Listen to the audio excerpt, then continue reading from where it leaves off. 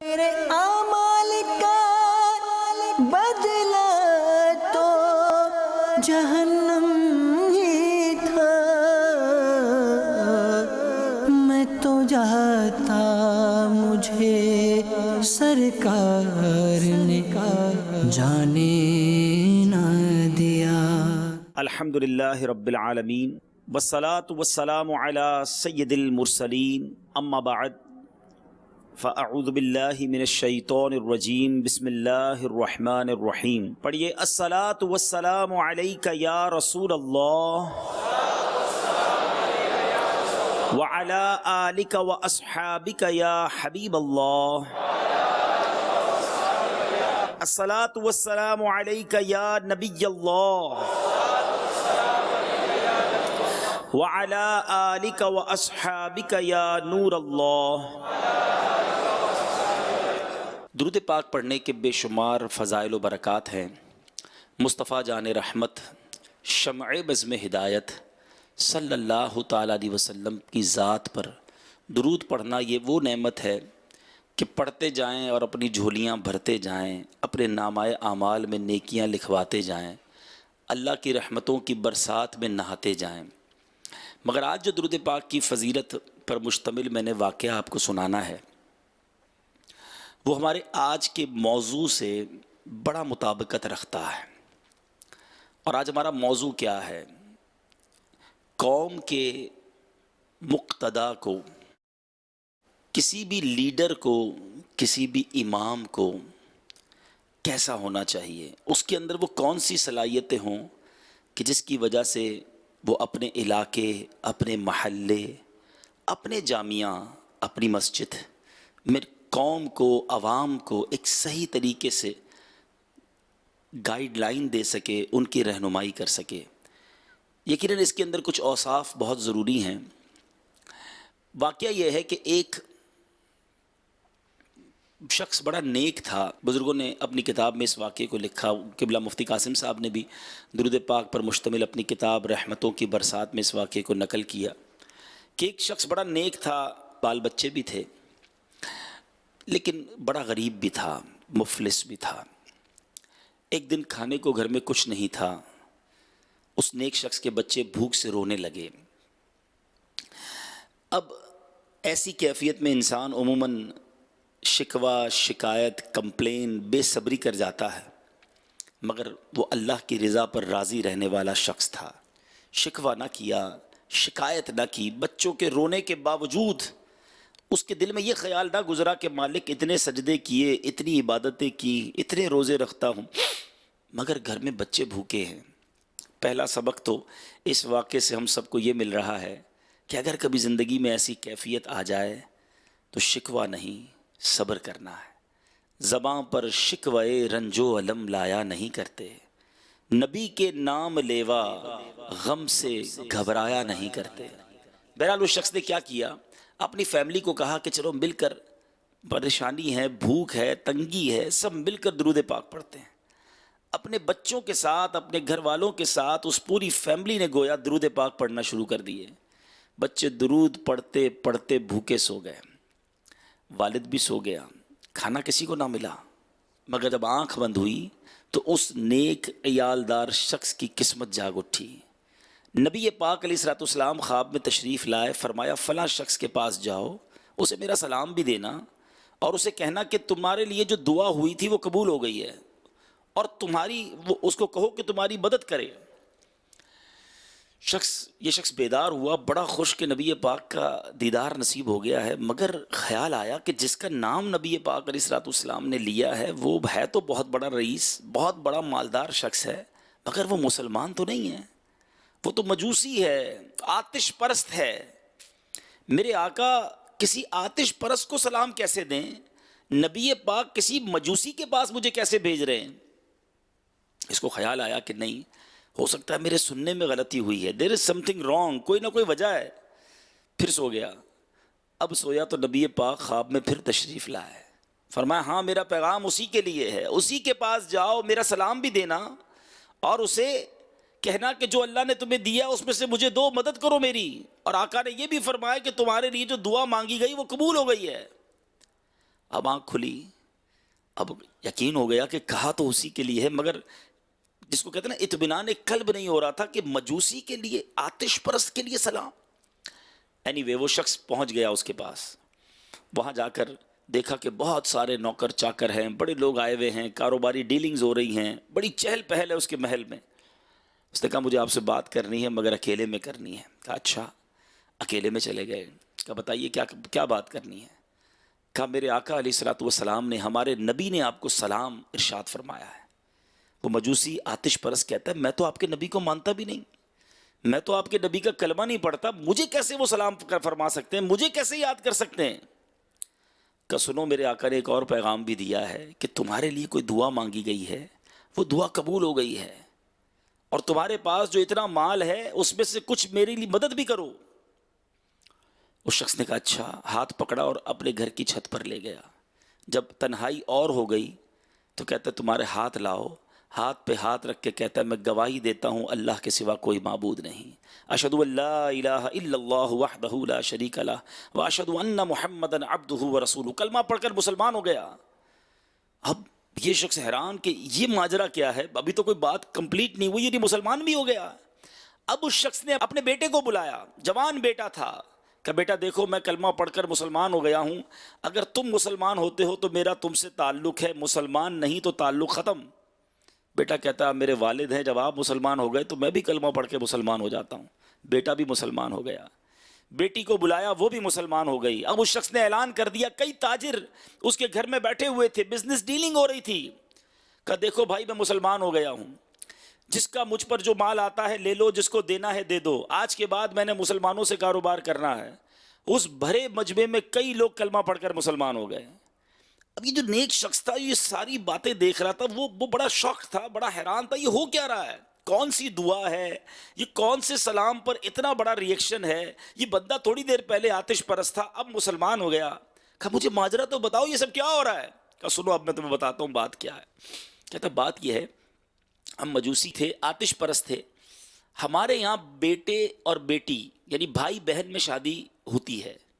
تھوڑے دنوں پہلے میں نے اپنے جوان بیٹے اور بیٹی کی شادی کی، پورا محل سجایا، زبردست کھانے بنائے، آدھے شہر کو دعوت دی، بڑے بڑے گھرانوں کے لوگ آئے۔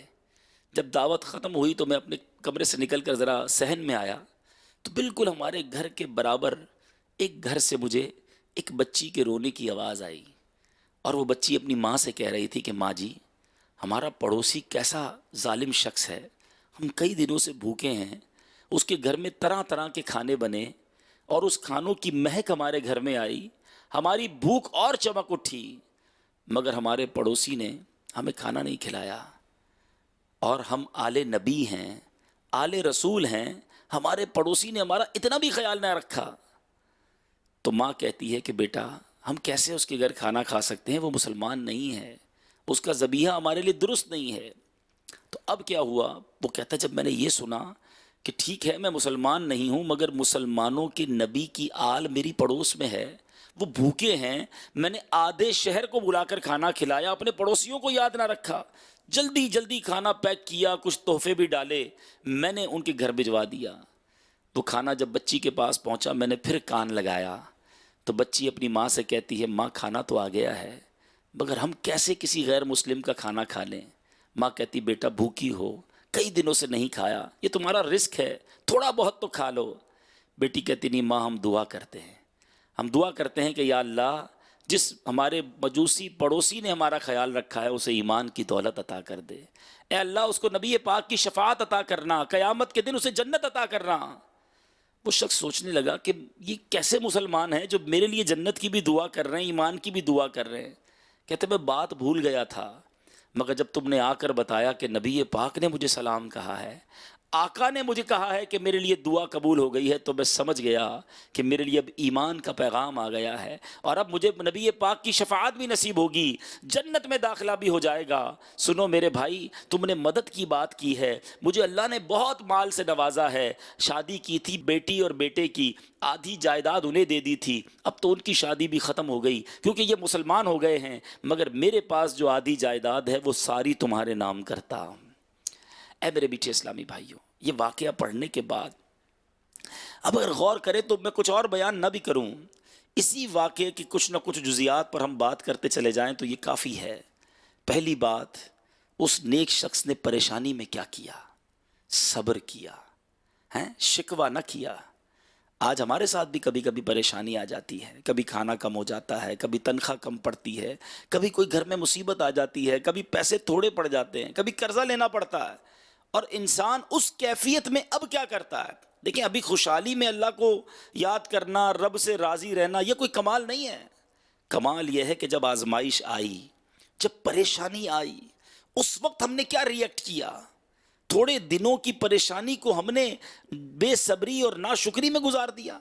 یہی تو ٹیسٹ تھا نا، یہی تو امتحان تھا کہ میرا بندہ جس کو ساری زندگی میں نے خوشحال رکھا، تھوڑے دنوں کے لیے آزمائش بھیجی، اب صبر ہے کہ نہیں؟ اللہ سے محبت ہے کہ نہیں؟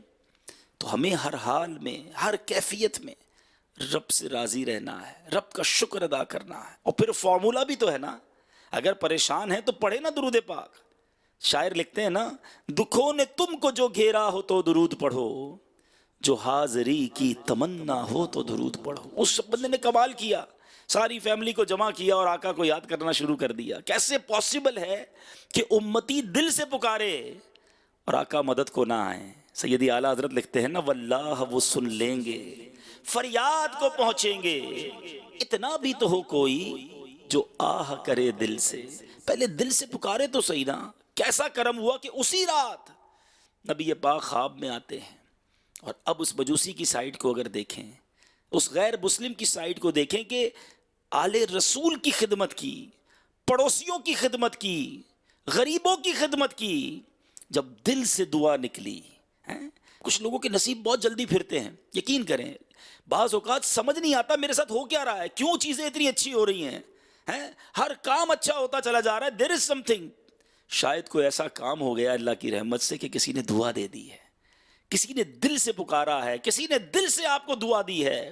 آپ دیکھیں گے آپ کے دن پھرنا شروع ہو جائیں گے، کیونکہ کچھ دعائیں جب دل سے نکلتی ہیں تو عرش الہی تک براہ راست پہنچتی ہیں۔ مظلوم کی دعا، غریب کی دعا، مضطرب کی دعا، پریشان حال کی دعا، یہ دعائیں لیا کرو۔ یہ دعا لگ جائے تو بیڑے پار ہو جاتے ہیں۔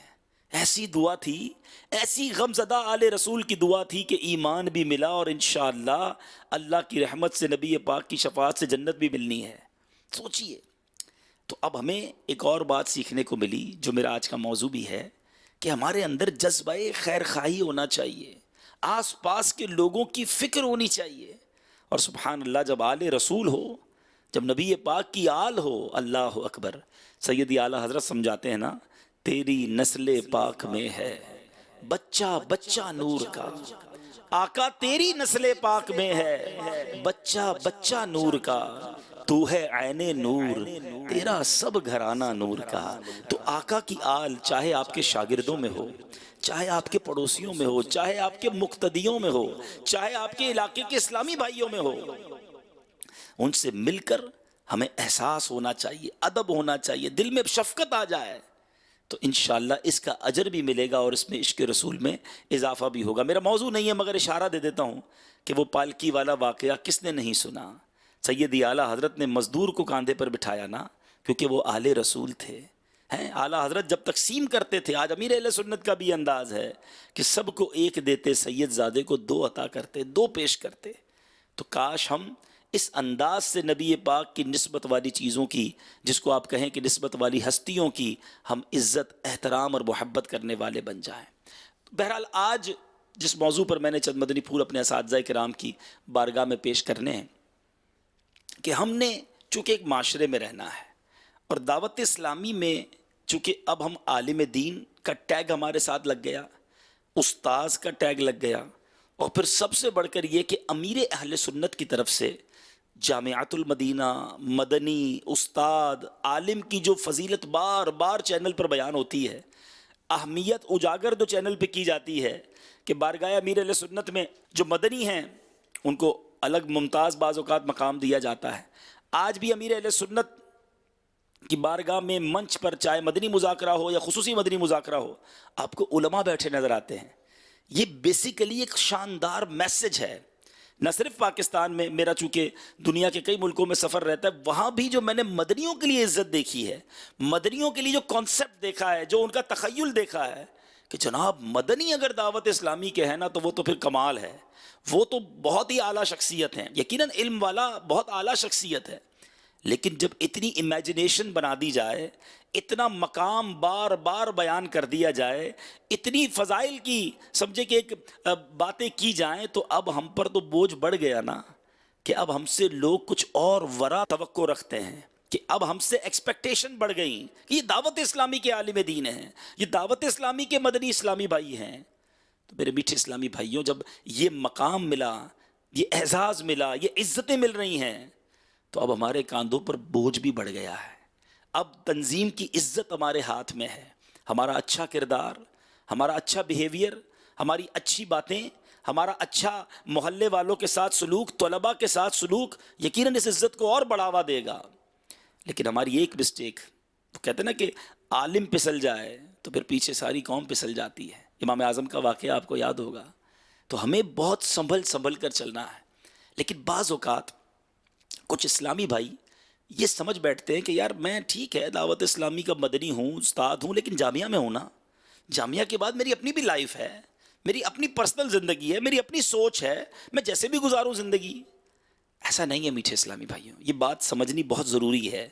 جب آپ تنظیم میں ایک اہم جگہ پر پہنچ جاتے ہیں، اس کے بعد آپ کی پرسنل لائف کوئی لائف نہیں ہوتی ہے، اب آپ پبلک پراپرٹی بن جاتے ہیں، اب آپ کو ہر جگہ اس نظر سے دیکھا جائے گا۔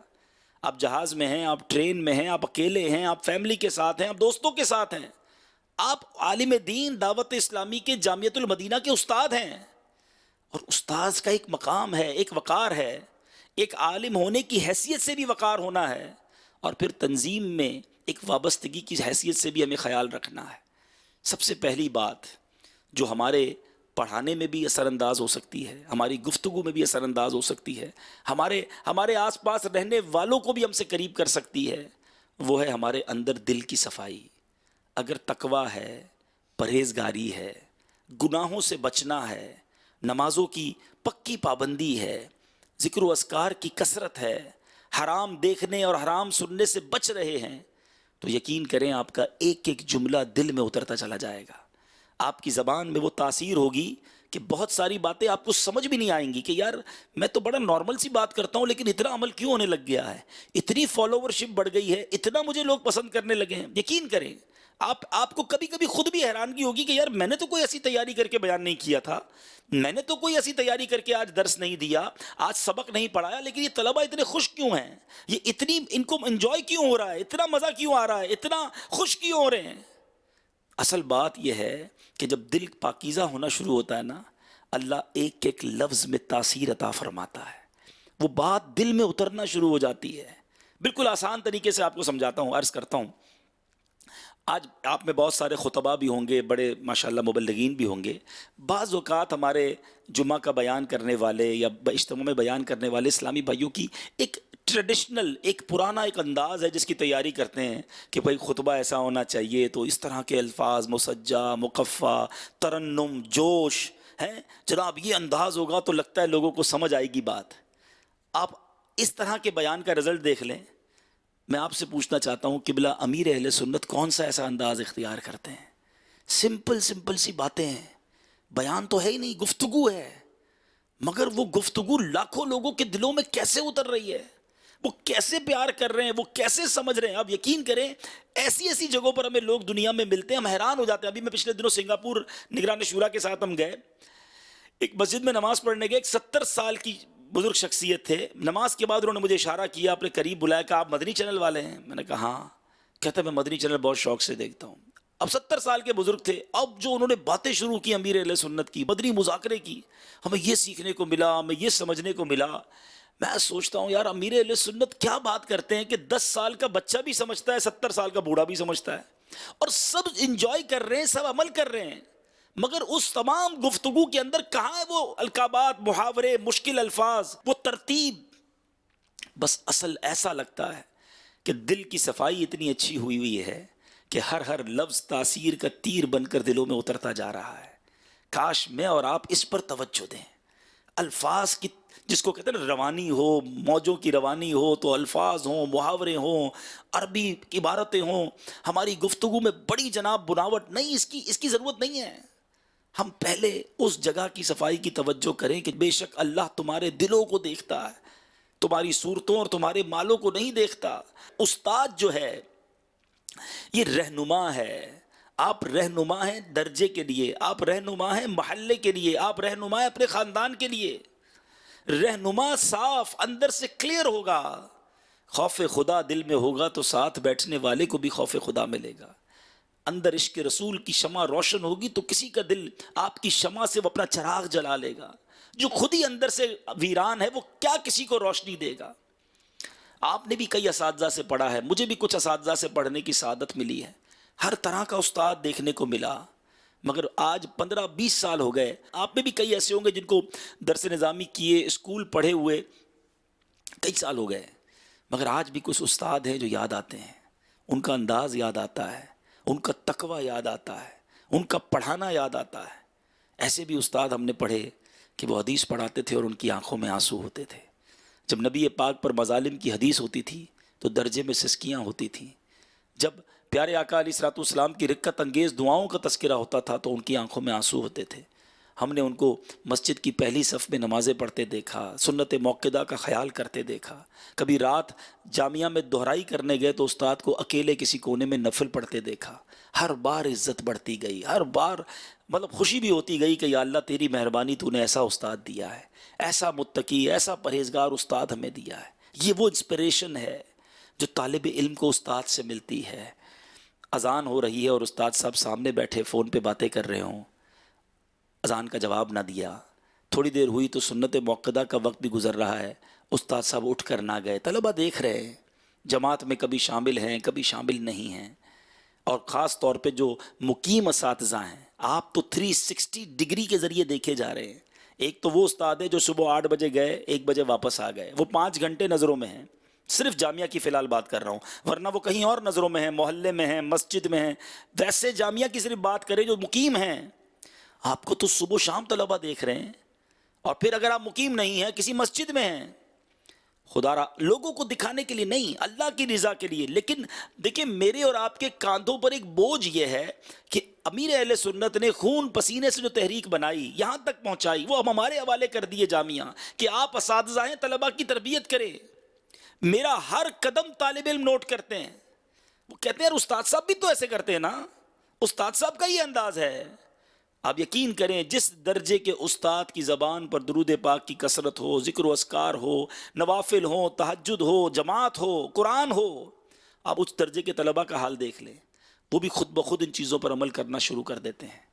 لیکن اگر استاد سست ہے، استاد کے اندر عبادت سے دوری ہے، معذرت کے ساتھ ایک تو اپنا نقصان جو ہوا سو ہوا، لیکن ہم چونکہ خود پرسنل کیپیسٹی میں کچھ بھی نہیں ہیں، ہماری وجہ سے لوگوں تک بات پہنچ رہی ہے، ہم ہیں نمائندہ امیر اہل سنت کے، ہمارے درجے کے اندر بھی یہ بے عملی بڑھتی جائے گی. خدا را میں باتیں بڑی بڑی کر رہا ہوں، اللہ مجھے بھی اپنے دل کی صفائی کی توفیق دے، مجھے بھی عبادت کا ذوق دے. لیکن اب چونکہ ذمہ داری بڑی ہے، استاد بن گئے ہیں، درجہ فالو کر رہا ہے، تو ہمیں مدنی انعامات کا دامن تھامنا ہوگا، ہمیں عبادت، ہم نے ذکر و اذکار، ہم نے ان تمام چیزوں کی طرف آنا ہوگا. اور پھر اس کا فائدہ دنیا میں بھی دیکھیں گے، اللہ نے چاہا آخرت میں بھی دیکھیں گے. بعض اوقات ایک اور بڑی جس کو کہیں کہ دل میں کسک سی ہے، تو اپنوں سے ہی بات کر رہا ہوں. درس نظامی نہیں کیا تھا، دعوت اسلامی کے محلے میں عام ذمہ دار تھے، اوابین نہیں چھوٹتی تھی، سنت غیر موقدہ نہیں چھوٹتی تھی، نوافل پڑھتے تھے، تہجد کے لیے بعض اوقات محلے والے جمع کرتے تھے. میں عام لوگوں کی بات کر رہا ہوں، اپنے فضائل نہیں، میں سمجھا رہا ہوں کہ ایک بندہ اگر دعوت اسلامی کا ذمہ دار تھا، ابھی درس نظامی کی طرف نہیں آیا تھا، تو عبادت، نفلی عبادت، ذکر و اذکار کا شوق کافی تھا. کتابیں پڑھنے کے بعد، علم سیکھنے کے بعد یہ شوق بڑھنا چاہیے تھا، یا رعایتیں ڈھونڈنی تھی کہ ٹھیک ہے سنت غیر موقدہ ہی ہے نا، نفل ہی ہے نا، مسجد اب دور ہے تو جماعت تو اب فرض نہ رہی.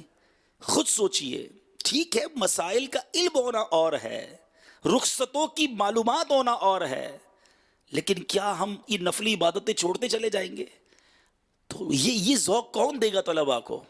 یہ سمجھائے گا کون طلباء کو کہ ٹھیک ہے غیر موقعہ نہیں پڑھو گے تو کچھ نہیں ہوگا، اب مسجد اتنی دور ہے تو جماعت واجب نہ رہی، مگر جماعت کے فضائل یہ ہیں، اور استاد یہ کر کے دکھا رہا ہوگا تو طلباء جڑے رہیں گے نا۔ امیر اہل سنت کمال ہستی ہیں، یقین کریں، امیر اہل سنت نے یہ مدنی انعامات دیے ہی اسی لیے ہیں کہ کہیں ہماری یہ نفلی عبادت، ذکر و اذکار، تقوی، پرہیزگاری سے ڈور نہ ٹوٹ جائے۔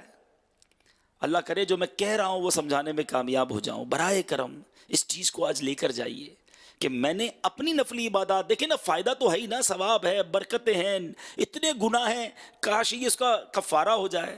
تو خود بھی ان چیزوں کی طرف، مدنی انعامات کی طرف آئیے اور اپنے طلباء کو بھی لائیے۔ بالکل اسی طرح اخلاق، ایک امام، ایک لیڈر، ایک قوم کا مقتدی، وہ شفیق، مہربان اور نرم ہونا چاہیے، وہ خیرخواہ ہونا چاہیے، وہ مریضوں کی عیادت کرنے والا ہونا چاہیے، وہ غم زدوں کی غم گساری کرنے والا ہونا چاہیے۔ آپ کے طلباء میں کوئی بیمار ہے، جامعہ کے قریب کچھ گھر ہیں، آپ امام ہیں تو آپ کے مقتدیوں میں کوئی بیمار ہے، آپ علاقے میں رہتے ہیں تو محلے میں کوئی بیمار ہے، کتنے ہیں جو عیادت کرنے جاتے ہیں، کتنے ہیں جو جنازے میں جاتے ہیں۔ قبلہ شیخ طریقت امیر اہل سنت، ایک جملہ مجھے یاد ہے، آپ فرماتے میں ڈھونڈ ڈھونڈ کے جنازوں میں جاتا تھا کیونکہ میں دل میں اترنے کا راستہ ڈھونڈتا تھا۔ آج جا نہیں سکتے تو روزانہ کی بنیاد پر میسیجز ہیں، پیغامات ہیں، سوری پیغام، صوتی پیغام، شخصیات ملنے آئیں ان کو پیغام کہ آپ کی مہربانی آپ آئے۔ ارے ملنے آئے، باپا نے وقت دیا، باپا کی مہربانی، لیکن پیغام، بیمار ہو گیا اس کو پیغام، ایکسیڈنٹ ہو گیا اس کو پیغام، انتقال ہو گیا اس کو پیغام۔ کیوں؟ کہ وہ جانتے ہیں کہ تکلیف میں کسی کو یاد کرو جگہ دل میں بن جاتی ہے۔ آپ ولیمے میں چلے جاتے ہیں، ہم ولیمے میں ضرور جائیں گے، نیاز میں، لنگر میں پہنچ جائیں گے، 11ویں میں پہنچ جائیں گے، جانا چاہیے، لیکن آپ اگر ولیمے میں نہیں گئے نا تو اس کو یاد نہیں ہے کون آیا کون نہیں آیا۔ عیادت کے لیے گھر چلے گئے، ہاسپٹل چلے گئے نا، ساری زندگی یاد رہیں گے۔ جنازے میں گئے اور ساتھ جا کر کفن دفن میں کچھ ساتھ دے دیا، تدفین کے وقت کھڑے ہو گئے، زندگی بھر یاد رکھے گا۔ آپ سب کا ایک چھوٹا سا ٹیسٹ لے لیتا ہوں، آپ کی اپنی شادی ہوئی ہو یا آپ کے گھر میں کوئی پروگرام ہوا ہو اس طرح کا، اور کوئی شخص، کتنے لوگ آئے تھے ولیمے میں یا شادی کے اس دعوت میں، آپ کو نام یاد ہے؟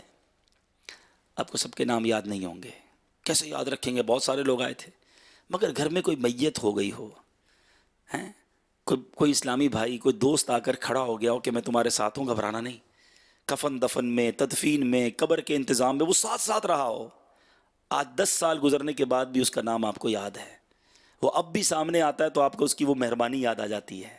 آپ ہاسپٹل میں تھے، آپ کے والد صاحب ہاسپٹل میں تھے، یا گھر کا کوئی فرد ہاسپٹل میں تھا، ایک دوست تھا، ایک اسلامی بھائی تھا جو ہاسپٹل آ کے بیٹھتا تھا، کبھی دوائی لا دیتا تھا، دعائیں کرتا تھا، خیر خیریت پوچھتا تھا، آیا نہیں تھا مگر فون بڑا زبردست کیا تھا کہ یار کوئی بھی کام ہو آدھی رات کو حاضر ہوں، اتنا سینہ میرا چوڑا کر گیا تھا۔ یاد ہے آپ کو؟ وہ یاد ہوگا تو یاد رہے۔ خوشیوں میں آنے والے یاد نہیں رہتے، غموں میں کام آنے والے یاد رہتے ہیں، اور جو یاد رہتے ہیں نا اس طرح، اب ان کی باتیں بھی بندہ مانتا ہے کہ یار، اب مثال کے طور پہ وہی اسلامی بھائی جو بڑی مشکل میں آپ کے کام آیا ہو، آپ کو کہے کہ آپ چلیں نا میرے ساتھ فیضان مدینہ، آپ چلے جائیں گے اس کے ساتھ، کیونکہ اس نے آپ کی بڑی مشکل وقت میں مدد کی تھی۔ اگر آپ لوگوں کو اس طرح یاد رہ جائیں، کسی کے جنازے میں جا کر، عیادت میں جا کر، شفقتیں کرنے والوں کی طرح، تو اس سے فائدہ کیا ہوگا کہ اب آپ جو کہیں گے انہیں، مدنی کام کا کہیں گے وہ آپ کے ساتھ مدنی کام کریں گے، جامعہ میں داخلے کا کہیں گے وہ داخلہ لے لیں گے، آپ کی بات ان کے دلوں میں اثر کرے گی کیونکہ آپ نے غم گساری کی تھی۔ میں ایک واقعہ بتاتا ہوں آپ کو، جامعۃ المدینہ کے ہی ایک طالب علم جو مدنی بن گئے، اور یہ شاید تاریخ جامعۃ المدینہ کا انوکھا واقعہ ہے۔ 73 سالہ، پچھلے سال جو ان کی دستار فضیلت ہوئی تھی، آپ نے بھی یہ منظر دیکھا تھا، نور بھائی، یہ عیسائیوں کے پادری تھے، ٹھیک ہے، اور میں ان سے ملا ہوں کئی بار، وہ بتاتے ہیں کہ میری زندگی وقف تھی، ہم ہوتا نا وقف مدینہ، تبلیغی کرتے رہو، مدنی قافلے میں ہی سفر کرتے رہو، ان کی زندگی کئی سال وقف رہی، کبھی وہ افریقہ جاتے، کبھی کدھر جاتے اور عیسائیت پھیلاتے۔ میں نے کہا مسلمان کیسے ہوئے، یہ بتائیں کیا بات تھی جس نے آپ کو اسلام لانے پر مجبور کر دیا؟ اب سنیے گا ذرا۔ کہتے ہیں کہ میری عمر تقریباً 60 سال سے زیادہ تھی، ساری زندگی بھاگ بھاگ بھاگ بھاگ کام کر کر کر کے میں تھک گیا، بیمار ہو گیا۔ اب اکیلے گھر میں یو کے میں ایک گھر میں پڑا رہتا، کوئی مجھے پوچھنے نہ آتا۔ میں سوچتا رہتا یار میں نے ساری زندگی ان کے مذہب کی تبلیغ کی، کوئی بھی میری تیمارداری کے لیے نہیں آتا، نہ میری خیریت پوچھتا ہے، اکیلا تنہا میں گھر میں پڑا رہتا. کہتا 2 یا 3 گھر چھوڑ کر ایک مسلمان نوجوان رہتا تھا، وہ میرے پاس آتا، میری طبیعت پوچھتا. اس کو کسی ضرورت کی وجہ سے میرے کمپیوٹر کی حاجت تھی، تو میں نے کہا آپ کمپیوٹر لے جائیں. تو اس نے کہا اگر آپ اجازت دیں تو میں آپ کے کمرے میں بیٹھ کر ہی کچھ کام کر لوں. اس نے کہا ٹھیک ہے آپ کام کر لیں. وہ نوجوان میرے کمرے میں آ کر بیٹھتا، اپنا کام کرتا، کبھی میرے لیے چائے لے آتا، کبھی مسکرا کر ملتا، کبھی مجھے ڈاکٹر کے پاس لے جاتا. کہتا میں اس کے حسن اخلاق سے متاثر ہو کر مسلمان ہو گیا. مسلمان تو کیا ہوا، اب تبدیلی دیکھیں. ایک پادری، پریسٹ، رہنما مسلمان ہوا، دعوت اسلامی کا ماحول ملا، علم دین کے فضائل سنے، درس نظامی میں داخلہ لیا، درس نظامی کمپلیٹ کیا، مسلمانوں کا عالم دین بن گیا. لک ایٹ دا ریولوشن، انقلاب دیکھو، اندھیرا کتنا تھا اور اجالا کیسا ہو گیا. اسی ماحول نے ادنا کو اعلیٰ کر دیا، دیکھو اجالا ہی اجالا کر دیا دیکھو. مگر یقین کرے میں اس نور بھائی سے مل کر ان کے گھر پہ گیا تھا، میں نکلا، میں گمسم ہو گیا. میرا بیان تھا، اس کی تھوڑی دیر بعد میرا بیان تھا، میں نے اسی موضوع پہ بیان کیا. میں نے کہا یار ایک غیر مسلم کو ان کے مذہب والوں نے نہیں پوچھا، دوسرے مذہب والوں نے پوچھا، یہ اخلاق اسے متاثر کر گیا. آج مسلمان بیمار ہو، پریشان ہو، مسلمان نہ پوچھیں، کوئی اور پوچھ لے تو. بات سمجھ آ رہی ہے؟ کوئی اور ہاتھ رکھ دے تو. بدعقیدے والے، دوسرے مذہب والے، ہمارا بھائی اللہ نہ کرے اس کیفیت میں کہیں اور چلا جائے. ہمارا اسلام عیادت کا، غم گساری کا، دل جوئی کا، خیر خواہی کا کتنا درس دیتا ہے. کتنے فضائل بیان کیے نبی پاک نے پڑوسیوں کا خیال رکھنے کے بارے میں، بیماروں کی عیادت کے بارے میں. مگر آج ایسا لگتا ہے کہ ہم اپنی دنیا میں مگن ہیں، ہمارے آس پاس لوگ پریشان ہیں، مگر مسکرا کر بات کرنے کا ٹائم بھی نہیں ہے، حوصلہ بڑھانے کا بھی ٹائم نہیں ہے. خدا را دلوں میں اترنا سیکھیے. جو استاد طلباء کے دلوں میں رہتا ہے نا، اس کی ہر بات بھی دل میں اترتی ہے، اس کی ہر ادا بھی دل میں اترتی ہے. اور جو استاد ڈانٹنے والا، جھڑکنے والا، ذلیل کرنے والا ہے، حوصلہ توڑنے والا ہے، کیا طلباء سیکھیں گے اس سے؟ آپ نے بھی پڑھا، ہم نے بھی پڑھا، کئی درجے ایسے ہوتے تھے جس کے ختم ہونے کا انتظار ہوتا تھا، کئی درجے ایسے ہوتے تھے جس کے شروع ہونے کا انتظار ہوتا تھا. کیا فرق ہے؟ خود دیکھیے نا. اب میں دیکھوں کہ میرا درجہ جب شروع ہوتا ہے جامعہ میں، طلباء کو میرے درجے شروع ہونے کا انتظار ہوتا ہے، یا کہیں دل کے کونے سے صدا آتی ہے کہ شاید آج استاد صاحب نہ آئیں تو اچھا ہے. کیونکہ ہم اس پیریڈ میں کرتے کیا ہیں؟ شفقت، محبت، پیار سے پڑھاتے ہیں، سمجھا کر پڑھاتے ہیں، یا ہمارا وہ درجہ جو ہے بچوں کے لیے ٹینشن ہوتا ہے. میری بات کو پلیز، خدا را آپ کا خیر خواہ ہوں، میں اس پورے پروسیجر سے گزرا ہوں اور آپ بھی گزرے ہیں، تو کیوں نہ میں ایسا استاد بننے کی کوشش کروں. استاد صاحب ہمارے بیمار ہوتے تھے، طلباء ایسا لگتا تھا بیمار ہو گئے ہیں، گھر پہنچ جانا، خدمت کرنا، دعائیں، درجے میں دعائیں ہو رہی ہیں، اتنا پیار. کیونکہ انہوں نے بھی پیار دیا نا، انہوں نے بھی عزت دی. تو خدا را میرے میٹھے اسلامی بھائیوں، آپ اگر واقعی، امیر اہل سنت نے خصوصی مدنی مذاکرے میں بھی ایک جملہ کہا تھا کہ مجھ سے سیکھے کوئی اگر کسی کو لیڈر بننا ہے. کون ہے پوری دعوت اسلامی میں؟ کروڑوں دعوت اسلامی والے ہیں، کون ہے پوری دعوت اسلامی میں ایک بندہ جو کہے مجھے امیر اہل سنت نے ذلیل کیا ہو؟ ایک نہیں ملے گا. ڈانٹا ہو ایک نہیں ملے گا، جھڑکا ہو ایک نہیں ملے گا. ہر بندہ کہتا ہے مجھ سے مسکرا کر ہی ملتے ہیں، شفقت ہی دیتے ہیں، پیار ہی دیتے ہیں، بلکہ مجھ سے سب سے زیادہ پیار کرتے ہیں. یہ کہاں سے ادا لائے ہیں؟ یہ نبی پاک کی سنت کا وہ پیکر ہیں. حضرت ام دردہ اپنے بچوں کے والد حضرت ابو دردہ سے کہتی ہیں کہ کیا بات ہے، آپ جب بھی مجھے دیکھتے ہیں مسکرا کر ہی دیکھتے ہیں. کمال ہے، بیوی شوہر سے کبھی یہ کہے. وہاں تو انتظار ہی رہتا ہے کہ حضرت کبھی مسکرائیں گے کہ نہیں مسکرائیں گے. وہاں آپ کی زوجہ کہہ رہی ہیں کہ حضور میں جب آپ کو دیکھتی ہوں آپ مسکراتے ہیں. تو کیا کمال کا جواب دیا حضرت ابو دردہ رضی اللہ تعالیٰ عنہ نے. فرمایا میں نے اپنے آقا کو جب بھی دیکھا ہے، نبی پاک مجھے جب دیکھتے ہیں مسکرا کر ہی دیکھتے ہیں. ہمارے چہروں پر مسکراہٹ ہے. میں صرف یاد رکھیے گا جامعۃ المدینہ کی حیثیت سے بات نہیں کر رہا، آپ کہیں رہتے بھی تو ہیں نا، کہیں امامت بھی کرتے ہوں گے، کہیں خاندان بھی ہوگا، کوئی محلہ بھی ہوگا. ان تمام لوگوں کے بارے میں آپ سے بات کرنا چاہ رہا ہوں، کیونکہ میں صرف استاد نہیں ہوں، میں مبلغ بھی ہوں دعوت اسلامی کا، نمائندہ بھی ہوں اپنے پیر و مرشد کا. میری ملاقاتیں لوگوں سے، میرے میل ملاپ ہیں. وہاں میرا کردار کیا ہے؟ کیا نرمی ہے، شفقت ہے، ملنساری ہے، غم گساری ہے؟ لوگوں میں گھلنا ملنا ہے. میں اپنی مثال دیتا ہوں. میرے والد صاحب دعوت اسلامی میں آنے سے پہلے میرے والد صاحب کی داڑھی نہیں تھی. دعوت اسلامی بننے سے 1 سال پہلے ابو کی طبیعت خراب ہوئی اور اب ہاسپٹل میں ایڈمٹ ہوئے. ٹونسلز کا گلے کا آپریشن تھا.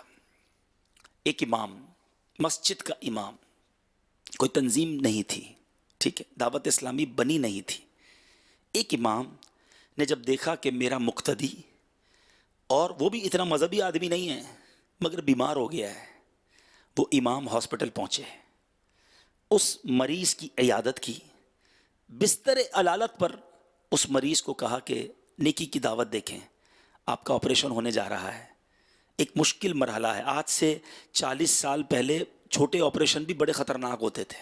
آپ نے بھی سنا ہوگا کہ بہت سارے لوگ ہوش میں ہی نہیں آتے تھے. ڈیفیکلٹ تھا, اتنی ٹیکنیکل چیزیں نہیں تھی, اتنا سائنس نے ترقی نہیں کی تھی. اب تو موتیا لیزر سے ہو جاتا ہے. پہلے موتیا کو آپریشن میں یا تو آنکھ رہتی تھی یا موتیا نکلتا تھا. بڑا ڈیفیکلٹ تھا, بہت سارے پرابلمس تھے. اب اس امام کا ذہن دیکھیں, صرف عیادت نہیں کی, نیکی کی دعوت. آپ ایسا کریں, آپریشن ہونے جا رہا ہے, آج آپ نبی پاک کی سنت داڑھی سے جا لیں, نیت کر لیں. اس شخص نے, جو نوجوان تھا, مالدار تھا, دنیاوی طور پر بڑا خوبصورت تھا, داڑھی نہیں تھی, بیمار تھا. امام صاحب آئے, نیت کروائی, انہوں نے بستر علالت پر ہی داڑھی کی نیت کر لی. آپریشن سے باہر آئے, داڑھی سجی ہوئی رہی, دعوت اسلامی بن گئی. وہ نوجوان دعوت اسلامی سے وابستہ ہو گیا. وہ امام کوئی اور نہیں, ہم سب کے دلوں کی دھڑکن امیر اہل سنت تھے. امیر اہل سنت میرے والد صاحب کے پاس گئے. میرے ابو آج بھی کہتے ہیں کہ میری داڑھی کی جتنی عمر ہے اتنی دعوت اسلامی کی عمر ہے. دعوت اسلامی بن گئی فوراً. دعوت اسلامی شروع ہوئی, ابو ساتھ ہو گئے. میں بہت چھوٹا تھا, 80-81 کی بات ہے, میری 7 یا 8 سال عمر تھی. والد صاحب ساتھ لے جانے لگے. آج اگر ہم پورا خاندان میں سے جو بھی دعوت اسلامی میں ہیں یا کچھ خدمت کر رہے ہیں, یہ اس ایک امام کی ایک انفرادی کوشش ہے. ایک بیمار کے پاس جا کر اس امام نے ایک پورا خاندان لے لیا. آپ سوچئے, ہماری ایک مسکراہٹ, ہماری ایک حوصلہ افزائی, ہمارا ایک پیٹھ تھپکنا, کبھی ایک شاگرد کو یہ کہہ دینا کہ تم نہیں پڑھ سکتے, تم آگے نہیں بڑھ سکتے, تم نکمے ہو, کبھی عالم نہیں بن سکو گے, جاہل ہو, اس کے دل کو ٹکڑے ٹکڑے کر سکتا ہے اور وہ گھر جا سکتا ہے. اور کبھی کسی ایک طالب علم کا پیٹھ تھپکنا, حوصلہ دینا, فکر نہ کرو میں تمہارے ساتھ ہوں, ہو جائے گا, ہمت نہ ہارنا, انشاءاللہ میں تمہیں الگ سے بھی تھوڑا سبق بتا دوں گا, بیٹا فکر نہ کرو. یہ چند جملے ہو سکتا ہے کل کا اسے مفتی اعظم بنا دیں, کل کا اسے کون سا امام بنا دیں. ہمارے استاد صاحب کہا کرتے تھے, ہمیں نہیں پتا کہ جو ہمارے سامنے شاگرد بیٹھا ہے کل وہ نہ جانے زمانے کا کون سا مفتی اور کون سا امام بن جائے. سوچئے نا, امام ابو یوسف کے بارے میں آتا ہے نا, آپ تو کپڑے دھوتے تھے, دھوبی کے پاس جاتے تھے کام کرنے. امام اعظم نے کیسا حوصلہ دیا. آپ کی والدہ تو ناراض ہو گئی تھی کہ کہاں چلے جاتے ہو پڑھنے کے لیے, مزدوری لے کر نہیں آئے. تو وہ کیسے امام تھے کہ آپ نے ایک ذہین طالب علم کو جانچا, مزدور تھا, غریب تھا, ہمت بڑھائی اور والدہ سے کہا مجھے مجھ سے پیسے لے لینا, اور امام ابو یوسف بنا دیا. ہمیں ٹارگٹ لے کر چلنا ہے. لوگوں نے اپنے بچے ہمیں دیے ہیں, بڑی امیدوں کے ساتھ دیے ہیں کہ ان کی تربیت ہوگی, یہ جناب بہترین مسلمان بنیں گے, عالم بنیں گے, دین کے داعی بنیں گے. لیکن اگر استاد صاحب کا اپنا ہی ذہن نہیں ہے, کئی استاد معذرت کے ساتھ, کئی تو ماشاءاللہ ایسے ہیں کہ جن کے پاس طلبہ جس کو کہتے ہیں انجن بن جاتے ہیں, ڈبے نہیں انجن بن جاتے ہیں. استاد صاحب ایسا موٹیویٹ کرتے ہیں کہ پوری ٹرین وہ چلا دیتے ہیں. اور کئی ایسے ہیں کہ ان کے پاس جا کر انسان جو ہے وہ سست ہو جاتا ہے. دیکھیں, تنظیم سے وفاداری, تنظیم کے اصولوں کی پاسداری, مرکز کی بات کو آگے بڑھانا, یہ میری آپ کی ذمہ داری ہے. لیکن معاذ اللہ کئی بار ایسا بھی ہوتا ہے, سنا ہے ہم نے, اللہ کرے نہ ہوتا ہو, اب کم ہو گیا ہو تو ختم ہو جائے, کہ جناب مرکز کی کوئی بات آئے تو استاد صاحب اس کے بارے میں نیگیٹو ریمارکس پاس کر دیتے ہیں کہ یار ایسا ہو نہیں سکتا, بس پڑھائی کرو, چھوڑو بھائی, ان چیزوں میں کچھ نہیں رکھا. آپ نے ایک جملہ کہنا ہے, جو گھنٹہ کا بیان 2 گھنٹے کا بیان ہمارے ذمہ دار کر کے گئے نا, اس پہ سارا پانی پھر جائے گا. یہ وفاداری نہیں ہے مرکز سے, یہ امیر اہل سنت سے کہ کاز اور ان کے مقصد کے ساتھ آپ کی وفاداری نہیں ہے.